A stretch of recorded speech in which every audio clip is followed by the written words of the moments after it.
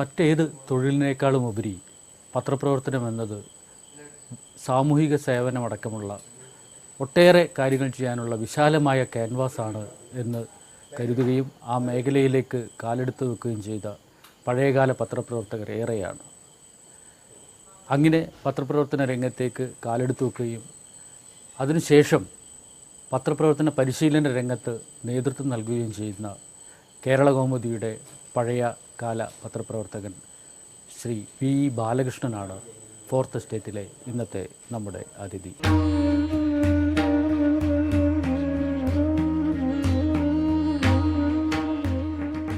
പത്രപ്രവർത്തന രംഗത്ത് ഏതാണ്ട് അരനൂറ്റാണ്ടോളം പ്രവർത്തിച്ചല്ലോ. 23 വർഷം കേരള കൗമുദിയുടെ പത്രാധിപ സമിതി അംഗമായിരുന്നു. പത്രപ്രവർത്തന രംഗത്തേക്ക് കടന്നു വരാനുണ്ടായ ഒരു സാഹചര്യം എന്താണ് അതിൻ്റെ ഒരു പ്രേരണയായത്? പഠിക്കുന്ന കാലം തൊട്ട് തന്നെ ഒരു വ്യത്യസ്തമായ തൊഴിലെന്ന രീതിയിൽ പത്രപ്രവർത്തനത്തോടൊരു ആഭിമുഖ്യം ഉണ്ടായിരുന്നു. അപ്പോൾ പഠിക്കുന്ന കാലത്തൊക്കെ സാധാരണഗതിയിൽ നമ്മൾ ഗ്രാജുവേഷൻ ലെവലിലും PG ലെവലിലൊക്കെയുള്ള ക്ലാസ്സുകളിൽ എന്താവാൻ താല്പര്യമുണ്ട് എന്ന് ചോദിക്കുന്ന അവസരത്തിൽ ഞാനൊരു ജേർണലിസ്റ്റ് ആവും എന്ന് അതിനെക്കുറിച്ച് കാര്യമായ വിവരമൊന്നും ഇല്ലെങ്കിൽ തന്നെയും പറയാറുണ്ടായിരുന്നു. അപ്പോൾ അത് പറയുമ്പോൾ അത് വ്യത്യസ്തമായ ഒരു തൊഴിലെന്ന രീതിയിലും നമുക്ക് നമ്മുടേതായ രീതിയിൽ എന്തെങ്കിലുമൊക്കെ ചെയ്യാൻ പറ്റുന്ന ഒരു മേഖല എന്ന രീതിയിലും നമുക്ക് നമ്മളെ തന്നെ എക്സ്പ്രസ് ചെയ്യാൻ പറ്റുന്ന ഒരു അത്തരം ഒരു സാധ്യതയുള്ള മേഖല എന്ന നിലയിലൊക്കെയാണ് അങ്ങനെ ഒരു ആഗ്രഹം ഉണ്ടായിരുന്നത്.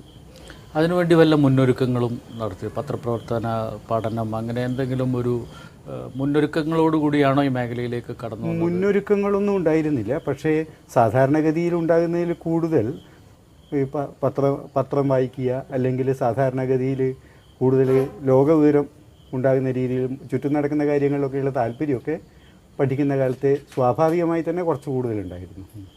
അല്ലാതെ അതിനുവേണ്ടി പ്രത്യേകമായിട്ട് അങ്ങനെ ട്രെയിനിങ് ഒന്നും ഉണ്ടായിട്ടില്ല.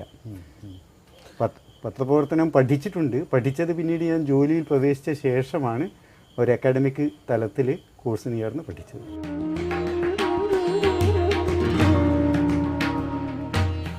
ഈ രംഗത്തേക്ക് കടക്കുന്നതിന് മുൻപ് അധ്യാപകനായിട്ട് കുറേ കാലം പ്രവർത്തിച്ചു. കുറച്ചു കാലം അധ്യാപകനായിരുന്നു. അപ്പോൾ അധ്യാപകൻ ആ മേഖലയിൽ തുടരാതെ ഈ മേഖല പത്രപ്രവർത്തനത്തോടുള്ള താല്പര്യം കൊണ്ട് മാത്രമാണ് അധ്യാപക ജോലിയിൽ കണ്ടിന്യൂ ചെയ്യാതെ ഇതിലേക്ക് വരാൻ? അധ്യാപനത്തോടും എനിക്ക് താല്പര്യം തന്നെയായിരുന്നു. ഞാൻ പഠിക്കുന്ന കാലത്ത് PG കഴിഞ്ഞ ശേഷം അധ്യാപനത്തിൽ ഡിഗ്രി എടുത്തിട്ടുണ്ട്. BEd പാസ്സായിട്ടുണ്ട്. BEd പാസ്സായ ശേഷമാണ് അധ്യാപന രംഗത്തേക്ക് വന്നത്. സ്വകാര്യ മേഖലയിലായിരുന്നു കുറേ കാലം പഠിപ്പിച്ചിരുന്നത്. അപ്പോൾ പഠിപ്പിക്കുന്ന കാര്യത്തിലും താല്പര്യമുണ്ട്. കാരണം പഠിപ്പിക്കുന്നതും കമ്മ്യൂണിക്കേഷൻ്റെ വേറൊരു മേഖലയാണ്.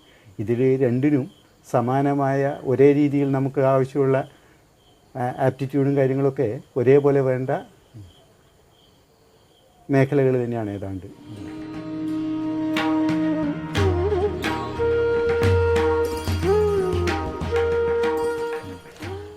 കേരള കൗമുദിയിൽ 1984 പ്രവേശിക്കും. കോഴിക്കോട് യൂണിറ്റിൽ സബ് എഡിറ്ററായിട്ട്. ആ കാലത്തെ കേരള കൗമുദിയുടെ ഒരു കൂടെ പ്രവർത്തിച്ച ആളുകൾ അനുഭവങ്ങൾ എന്താണ്? ഒരു ഓർമ്മകളൊന്ന് പങ്കുവെക്കാൻ പറ്റും? ആ കാലത്ത് കേരള കൗമുദി പത്രത്തെക്കുറിച്ച് പറഞ്ഞു കഴിഞ്ഞാൽ വളരെയേറെ നവീകരണത്തിന് വളരെയേറെ വെമ്പൽ കൊണ്ടിരുന്ന ഒരു പത്രമാണ്. രണ്ട് രീതിയിൽ തന്നെ കാണാം. രണ്ട് രീതിയിൽ കാണാമെന്ന് പറഞ്ഞു കഴിഞ്ഞാൽ കേരള കൗമുദിയുടെ ഉടമസ്ഥതയായി ബന്ധപ്പെട്ട് കേസുകളും തർക്കങ്ങളും ഒക്കെ നിലവിൽ വന്നു കഴിഞ്ഞിരുന്നു. പത്രാധിപരുടെ മരണശേഷം പിന്നെ കുറച്ചു കാലം കഴിഞ്ഞ് പത്രാധിപരുടെ പത്നി കൂടി മരണപ്പെടുന്നതോടുകൂടി അത് കോടതിയിലൊക്കെ എത്തുകയും ഈ അവകാശികൾ 2 വർഷത്തായി ഇങ്ങനെ ചേരിതിരിഞ്ഞ് ഗ്രൂപ്പ് മാറിയൊക്കെ വരികയൊക്കെ ചെയ്തതോടുകൂടി കേരള കൗമുദിയിൽ മാനേജ്മെൻറ്റ് തലത്തിൽ കുറേയേറെ പ്രശ്നങ്ങളുണ്ടായിരുന്നു. പക്ഷേ അതേ അവസരത്തിൽ തന്നെ ആ നിലവിലുണ്ടായിരുന്ന അതത് കാലത്തുണ്ടായിരുന്ന അക്കാലത്തെ മാനേജ്മെൻറ്റ് നവീകരണത്തിന് വളരെയേറെ പ്രാധാന്യം കൽപ്പിച്ചിരുന്നു. അതായത് മലയാള പത്രങ്ങളിൽ ആദ്യമായിട്ട് ഫോട്ടോ ടൈപ്പ് സെറ്റിംഗ് നടപ്പാക്കിയത് കേരള കൗമുദിയാണെന്ന് പറയുമ്പോൾ പത്രത്തിൽ പ്രായോഗികമായി നടപ്പായത് അവിടെയല്ല. പക്ഷേ അതിനുള്ള സജ്ജീകരണങ്ങൾ കൊണ്ടുവന്നതും പഠനം നടന്നതും അതിന് ട്രെയിനിങ് കൊടുത്തതൊക്കെ കേരള കൗമുദിയിലാണ്. ആദ്യമായിട്ട് ഇപ്പോഴത്തെ DTPയുടെ ആദ്യ രൂപമാണ് ഈ ഫോട്ടോ ടൈപ്പ് സെറ്റിംഗ് എന്ന് പറയുന്നത്. അത് ആദ്യം നടപ്പായത് തിരുവനന്തപുരത്ത് നിന്ന് ഇറങ്ങുന്ന ഈനാട് പത്രത്തിലാണ്. പക്ഷേ ഈനാട് പത്രത്തിൽ നടപ്പാകുന്നതിന് മുമ്പ് തന്നെ കേരള കൗമുദിയിലുള്ള സജ്ജീകരണങ്ങളൊക്കെ ഉണ്ടായിരുന്നു. കേരള കൗമുദി കോഴിക്കോട് യൂണിറ്റ് സർവ്വസജ്ജമായിട്ട് പ്രസിദ്ധീകരണം തുടങ്ങാൻ എല്ലാ ഒരുക്കങ്ങളും കഴിഞ്ഞ ശേഷവും ഞാൻ നേരത്തെ പറഞ്ഞ ഈ മാനേജ്മെൻറ്റിലെ പ്രശ്നങ്ങളൊക്കെ കാരണം അതിൻ്റെ റിലീസിങ് അല്ലെങ്കിൽ പത്രം യഥാർത്ഥത്തിൽ പ്രസിദ്ധീകരിക്കുന്നത് തുടങ്ങാൻ കുറേ വൈകി. ആ ഇടവേള കാലത്താണ് ഈ പ്രശ്നം ഉണ്ടായത്. അതുപോലെ തന്നെ അന്നത്തെ കാലത്ത് ഇന്നത്തെ പോലെ ഇൻ്റർനെറ്റും കാര്യങ്ങളൊന്നും ഉണ്ടായിരുന്ന കാലമല്ല. അന്നത്തെ കാലത്ത് ഈ ഫോട്ടോ ട്രാൻസ്മിഷനൊന്നും ഇല്ല. അന്ന് ഫോട്ടോ ട്രാൻസ്മിഷൻ ഇല്ല എന്ന് പറഞ്ഞു കഴിഞ്ഞാൽ ബസ്സിലോ ട്രെയിനിലോ ഒക്കെ കൊടുത്തയച്ചിട്ടൊക്കെ തന്നെ ഫോട്ടോകളോ പത്രത്തിൻ്റെ നെഗറ്റീവുകളോ മറ്റു മാറ്ററുകളോ എഴുതിയ മാറ്ററുകളൊക്കെ എത്തിക്കാൻ പറ്റുള്ളൂ. ആ കാലത്ത് ഫോട്ടോ ട്രാൻസ്മിഷൻ അതായത് വയർലെസ് ട്രാൻസ്മിഷൻ, വയർലെസ് അല്ല വയറിലൂടെ തന്നെയുള്ള ട്രാൻസ്മിഷൻ ആദ്യമായിട്ട് നടപ്പാക്കാൻ ഒരുങ്ങിയതും കേരള കൗമുദിയിലാണ്. അതിനുവേണ്ടിയുള്ള സജ്ജീകരണങ്ങളും കേരള കൗമുദി ഏർപ്പെടുത്തിയിരുന്നു. പക്ഷേ അന്ന് കേരള കൗമുദി നടപ്പാക്കുന്നതിന് മുമ്പ് തന്നെ ഈ ഒരു ലാഗ് കാരണം ഹിന്ദുവിൽ ഈ ഫോട്ടോ ട്രാൻസ്മിഷൻ നടപ്പായി. ഈ മാനേജ്മെൻറ്റിലെ ഈ തർക്കങ്ങളാണോ ഇത് പ്രായോഗികമാക്കുന്നതിന് കാലതാമസം നേരിട്ടത്? അങ്ങനെ വേണം കരുതാൻ. കാരണം കേരള കൗമുദി കോഴിക്കോട് യൂണിറ്റ്, കേരള കൗമുദിയുടെ രണ്ടാമത്തെ യൂണിറ്റാണ് കോഴിക്കോട്. അന്നത്തെ കാലത്ത് അന്നത്തെ പത്രസജ്ജീകരണങ്ങൾ വെച്ചിട്ട് ഏറ്റവും മികച്ച സംവിധാനവും ഏറ്റവും മികച്ച അതിനുവേണ്ട പശ്ചാത്തല സൗകര്യങ്ങളും ഒക്കെ ഒരുക്കിയിരുന്ന കേരള കൗമുദി തന്നെയാണ്. പക്ഷേ ഇതൊക്കെ ഒരുക്കിയിട്ടും യന്ത്രങ്ങളും സംവിധാനങ്ങളും ഒക്കെ ആയിട്ടും സ്റ്റാഫ് സംവിധാനങ്ങളൊക്കെ ഉണ്ടായിട്ടും പ്രസിദ്ധീകരിക്കുന്നത് കുറേ വൈകി.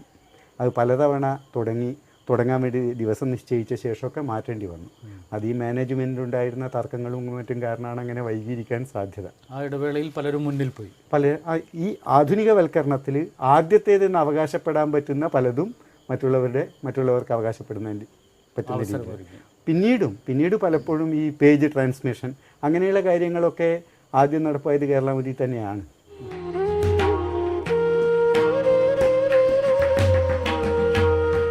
ഒരു കാലയളവിൽ പ്രതിപാദനരായ ഒരുപാട് പത്രപ്രവർത്തകരുടെ ഒരു നീണ്ട നിര തന്നെ കേരള കൗമുദിയിലുണ്ടായിരുന്നു. അവരോടൊപ്പം പ്രവർത്തിക്കാനുള്ള ഒരു അവസരം ഉണ്ടായിരുന്നു. ആ അനുഭവങ്ങൾ എന്താണ്? കേരള കൗമുദിയിൽ ഹാൻഡ് പിക്ഡായ അക്കാലത്ത് ഈ പത്രപ്രവർത്തകരെ തിരഞ്ഞെടുക്കുന്നതിലൊക്കെ പഴയ കാലത്ത് നിന്നൊരു മാറ്റം ഉണ്ടായി തുടങ്ങിയ കാലമാണത്. അതിനു മുമ്പേയുള്ള കാലത്തൊക്കെ സ്വാഭാവികമായി രാഷ്ട്രീയ പ്രവർത്തനത്തിൻ്റെ ഭാഗമായിട്ടോ അങ്ങനെയൊക്കെ പത്രപ്രവർത്തകരായി വരാറാണ് പതിവ്. പത്രപ്രവർത്തനം പരിശീലിപ്പിക്കുക, എന്നിട്ട് പത്രപ്രവർത്തനം പഠിക്കുക, അതിന് കോഴ്സ് തുടങ്ങുക എന്നൊക്കെ ഉണ്ടാകുന്ന ഏതാണ്ട് ഈ പീരീഡിലാണ് ഉണ്ടാകുന്നത്.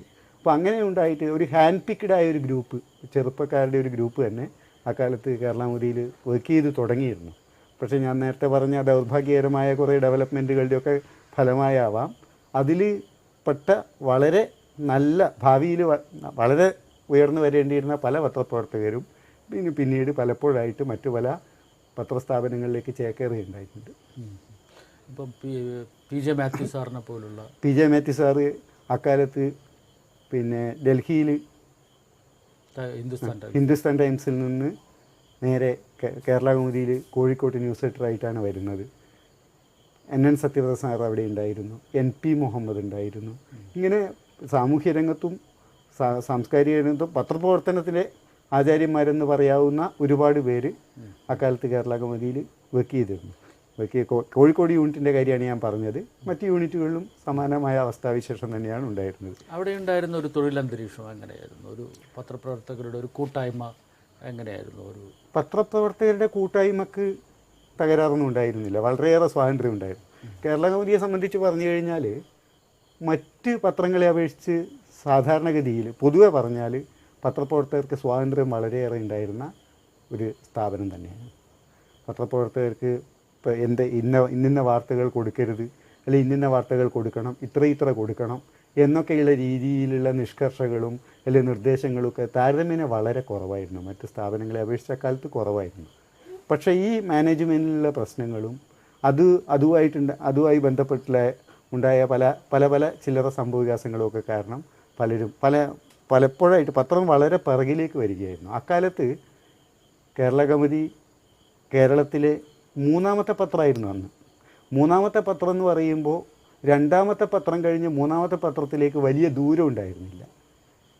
പക്ഷെ പിന്നീട് കേരളകൗമുദി വളർച്ച മുരടിക്കുകയോ അഥവാ കുറച്ച് പിറകോട്ട് പോവുകയോ ചെയ്തു. മറ്റു പല പത്രങ്ങളും വളരെ വളരെ വളരെ മുന്നോട്ട് പോയപ്പോൾ കേരളകൗമുദി ഏതാണ്ട് നിന്നിടത്ത് തന്നെ നിൽക്കുന്ന അവസ്ഥയായിരുന്നു.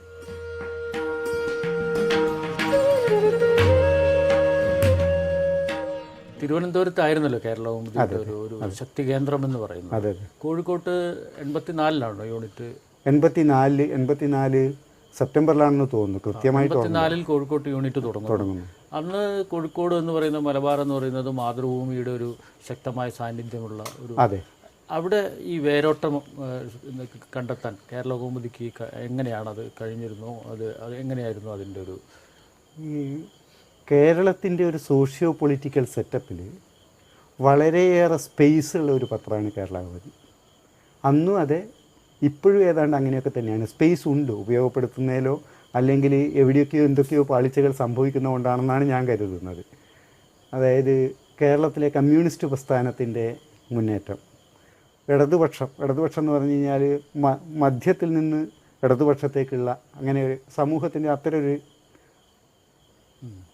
നിലപാട്, സമൂഹം പൊതുവേ ഇടതുപക്ഷ കാഴ്ചപ്പാടുള്ള സമൂഹം. പിന്നെ മലബാറിനെ സംബന്ധിച്ച് പറഞ്ഞാൽ ഇടതുപക്ഷ പ്രസ്ഥാനങ്ങൾക്ക് നല്ല വേരോട്ടമുള്ള സ്ഥലമാണ് മലബാർ.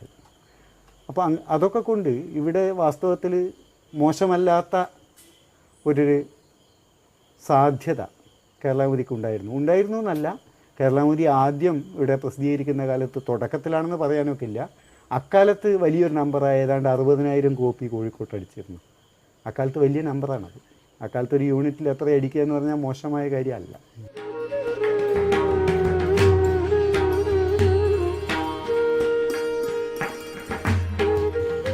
ഏതാണ്ട് 25 നൂറ്റാണ്ട് കേരളകൗമുദിയുടെ വിവിധ ജില്ലകളിലും വിവിധ യൂണിറ്റുകളിലുമായി പ്രവർത്തിച്ചു.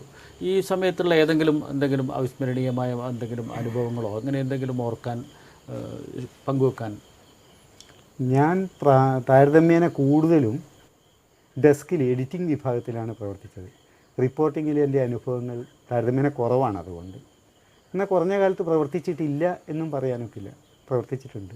അപ്പോൾ പ്രവർത്തിക്കുന്ന കാലത്ത് അങ്ങനെ വളരെ കൗതുകകരമായ കാര്യങ്ങളെന്ന് പറയാനൊന്നും വല്ലാതെ ഇല്ലെങ്കിലും ഇപ്പോൾ മലപ്പുറത്ത് പ്രവർത്തിക്കുന്ന അവസരത്തിലൊക്കെ വളരെയേറെ സന്തോഷം ഉണ്ടാക്കുന്ന ചില സംഭവവികാസങ്ങൾ ഉണ്ടായിട്ടുണ്ട്. അതായത് പിന്നെ ഈ മെഡിക്കൽ എൻട്രൻസിന് നല്ല റാങ്ക് കിട്ടിയ ഒരു കുട്ടിക്ക് പഠനത്തിന് സാഹചര്യമില്ലാത്ത ഒരു ഹരിജൻ കോളനിയിലൊരു കുട്ടി, ആ കുട്ടിയെക്കുറിച്ചൊരു ഫീച്ചർ ചെയ്തതിനെക്കുറിച്ച് ആ കുട്ടിയെ ഏറ്റെടുക്കാൻ ചിലരൊക്കെ മുന്നോട്ട് വന്ന് ആ കുട്ടി പഠനം പൂർത്തിയാക്കി പോയി. അങ്ങനെയുള്ള ചില സാഹചര്യങ്ങളൊക്കെ അതെ സന്തോഷം ഉണ്ടാക്കുന്ന കാര്യങ്ങളുണ്ടായി. പിന്നെ ഞാൻ മലപ്പുറത്ത് വർക്ക് ചെയ്യാൻ പോകുന്ന ഘട്ടത്തിൽ അവിടെ ചെന്നപ്പോൾ അവിടെ ഒരു സാമുദായിക സംഘർഷത്തിനിടയാക്കാവുന്ന ഒരു സംഗതി നിലനിന്നിരുന്നു. അതായത് ഒരു ഹിന്ദു പെൺകുട്ടി മുസ്ലിം മതത്തിലേക്ക് മാറി, പ്രണയവുമായി ബന്ധപ്പെട്ട് മാറുകയും ആ കുട്ടിയെ ഒരു മുസ്ലിം സ്ഥാപനത്തിൽ താമസിപ്പിക്കുകയൊക്കെ ചെയ്തതിൻ്റെ പേരിൽ വലിയ സംഘർഷം ഉണ്ടായിരുന്നു. മലപ്പുറം നഗരത്തിലും സമീപ നഗരങ്ങളിലുമൊക്കെ ഇത് സംബന്ധിച്ച പോസ്റ്ററുകളും ചുമരെഴുത്തുകളൊക്കെ ധാരാളമായിട്ടുണ്ടായിരുന്നു. പക്ഷെ ഒരു പത്രത്തിലും ഇത് സംബന്ധിച്ച വാർത്ത വരാറുണ്ടായിരുന്നില്ല. കാരണം ഇത് വളരെയേറെ സ്ഫോടനാത്മകമായ സ്ഥിതിവിശേഷമാണ് എന്നുള്ളത് കൊണ്ട്, അല്ലെങ്കിൽ ഇത് എന്തെങ്കിലും തരത്തിൽ ബുദ്ധിമുട്ട് ഉണ്ടാക്കിയേക്കും എന്നുള്ളതുകൊണ്ട് വളരെ കരുതലോടെ ഇച്ചിരി ഭയത്തോടെ അകന്നു മാറി നിൽക്കാനാണെന്ന് പത്രപ്രവർത്തകർ വാർത്ത തൊടാറില്ല. എന്ന് പറഞ്ഞാൽ ലോക്കൽ പേയിലൊക്കെ ഇതിൻ്റെ പ്രതിഷേധമൊക്കെ ഒരു 2 വരിയൊക്കെ വരിക എന്നുള്ളതല്ലാതെ. പക്ഷേ ഇത് വലിയ രീതിയിലുള്ളൊരു ഒച്ചപ്പാടുണ്ടാക്കുന്ന ഒരു സംഭവമായിരുന്നു. അപ്പോൾ ഇത് ഇങ്ങനെ ഇൻഫ്ലമേറ്ററി അല്ലാത്ത രീതിയിൽ കൈകാര്യം ചെയ്യാൻ വേണ്ടിയിട്ട് ഞാനും എൻ്റെ മറ്റൊന്ന് 2 പത്രത്തിലെ സുഹൃത്തുക്കളോടൊപ്പം ഞങ്ങൾ ഇറങ്ങി തിരിച്ചിട്ട് ഇത് വളരെ ബാലൻസ്ഡ് ആയിട്ട് ആർക്കും ആക്ഷേപകരമല്ലാതെ എന്നാൽ അപകടം ഉണ്ടാക്കാത്ത രീതിയിൽ ഇത് കൈകാര്യം ചെയ്യുകയും ജനശ്രദ്ധയിൽ കൊണ്ടുവരികയൊക്കെ ചെയ്ത അങ്ങനെയുള്ള ചില അനുഭവങ്ങളൊക്കെ ഉണ്ട്. അല്ലാതെ ഇത്തരമൊരു അവസരം വരുമ്പോൾ എല്ലാ പത്രക്കാരും ഒത്തുചേരുന്ന ഒരു സാഹചര്യം, എല്ലാ പത്രക്കാരും പറഞ്ഞുകൂടാ. പക്ഷേ എങ്കിലും സാധാരണഗതിയിൽ അന്നും ഇന്നും പൊതുവെ പത്രങ്ങൾ തമ്മിൽ മത്സരമുണ്ടെന്ന് പറയുമെങ്കിലും പത്രപ്രവർത്തകർ ഫീൽഡിൽ അവരെ എക്സ്ക്ലൂസീവ് വാർത്തകൾ ഷെയർ ചെയ്യില്ല, അല്ലെങ്കിൽ അവർ തമ്മിൽ ആരോഗ്യകരമായ ഒരു മത്സരം നിലനിൽക്കുന്നുണ്ടെങ്കിലും സാധാരണ വാർത്തകളുടെ കാര്യത്തിലൊക്കെ എല്ലായ്പ്പോഴും കൊടുക്കൽ വാങ്ങലും സഹകരണമൊക്കെ നിലനിൽക്കുന്നുണ്ട്. അന്നുമുണ്ട്, ഇന്നുമുണ്ട്.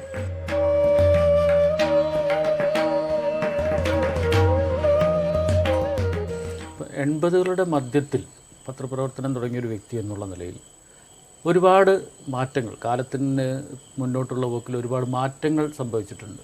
അത് എല്ലാ മേഖലകളിലും ഉള്ളതുപോലെ തന്നെ മാധ്യമരംഗത്തും മാറ്റങ്ങൾ വന്നിരിക്കുക. ആധുനികതയുടെ ഏറ്റവും പുതിയ മുഖങ്ങൾ പോലും സോഷ്യൽ മീഡിയ, വിഷ്വൽ മീഡിയ, അങ്ങനെ എല്ലാ മാറ്റങ്ങൾക്കും വിധേയമായിരിക്കുകയാണ്. അന്നത്തെ പത്രപ്രവർത്തനവും ഇന്നത്തെ പത്രപ്രവർത്തനവും എങ്ങനെയാണ് താരതമ്യം ചെയ്യുന്നത്? അതിൻ്റെ മൂല്യബോധത്തിലെ ഒരു മാറ്റം, അതിൻ്റെ ലക്ഷ്യങ്ങളിലെ മാറ്റം, പത്രപ്രവർത്തകരിൽ ഉണ്ടായിരിക്കുന്ന ധാർമ്മികതയിലെ മാറ്റം, ഇതിനെങ്ങനെയാണ് നോക്കിക്കാണുന്നത്? ഈ രണ്ട് രീതിയിലാണ് അതുണ്ടാകുന്നത്.